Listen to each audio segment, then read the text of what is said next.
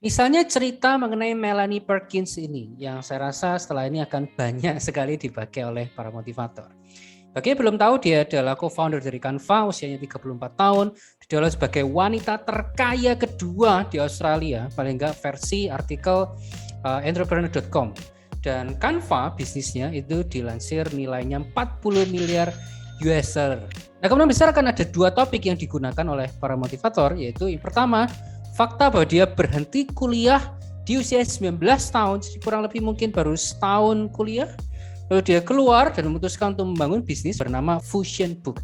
Tapi kedua yang kemudian akan dipakai itu adalah fakta bahwa Perkins itu mengalami penolakan lebih dari 100 kali ketika dia berusaha mencari investor untuk Canva. Bahkan orang US itu katanya dia ya, itu memandang bahwa Australia itu ada di down below begitu. Jadi karena dia dari Australia terus berusaha mencari investor dari Amerika, itu sebuah perjuangan yang agak susah karena agak ada unsur diremehkannya.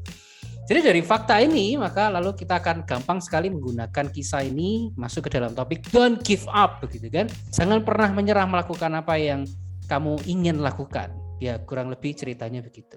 Oke, itu yang biasanya dipakai oleh para motivator amatiran. Saya garis bawahi amatiran ya. Sekarang saya akan berikan dua hal dari kisah yang sama. Apa dua hal itu? Sekali lagi, saya tidak menemukan kisah yang baru dengan kisah yang sama dari materi yang sama. Yang pertama, Perkins tidak hanya sekedar berhenti kuliah. Dia melihat kebutuhan pasar dan dia mempunyai kompetensi yang sesuai. Kompetensi sekali lagi seperti yang sudah kita bicarakan, terdiri dari dua hal, pengetahuan dan keterampilan. Jadi dikisahkan bahwa ketika dia 19 tahun keluar dari kampus itu karena dia sudah bekerja sebagai guru les di bidang desain visual.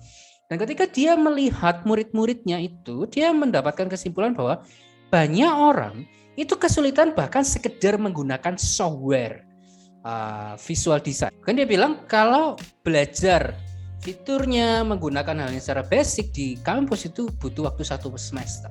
Jadi dia melihat peluang itu, gimana kalau kita bisa menciptakan sebuah program tools yang mempersingkat dan mempermudah orang menciptakan sebuah visual design yang bagus tanpa harus buang waktu sebanyak itu. Jadi sekali lagi yang dibutuhkan bukan hanya sekedar berhenti kuliah lalu mengejar passion, bukan, tapi apakah kita melihat kebutuhan pasar dan punya kompetensi yang sesuai. Kedua yang rawan dilupakan itu adalah Perkins bukan hanya sekedar tidak menyerah, dia memang gigih 100 kali ditolak dan diremehkan mungkin gitu ya.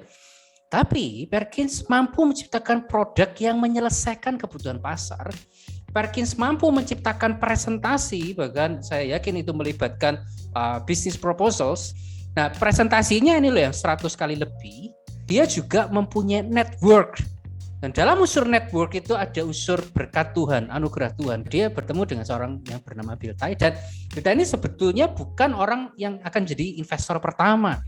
Tapi melalui Bill Tai dia bertemu dengan investor pertamanya. Jadi kebayang ya? Yang lebih esensial adalah apakah kita mempunyai produk yang bisa menyelesaikan kebutuhan pasar, apakah kita mampu mempresentasikannya dengan baik, dan apakah kita mempunyai network yang tepat. 3 hal ini loh, produk, presentasi, network. Itu yang kalau digabung dengan don't give up, maka itu yang baru jadi powerful.